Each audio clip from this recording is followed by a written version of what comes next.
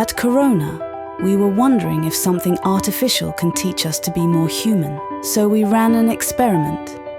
Generative Fill, the magical tool, an AI image filler that expands content in any image. We ask it to complete this photo without prompts.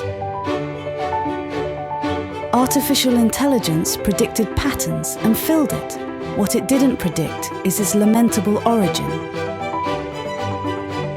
We used this tool with real photos from the whole Peru to raise awareness about the situation on its beaches, considered the most polluted beaches in the world.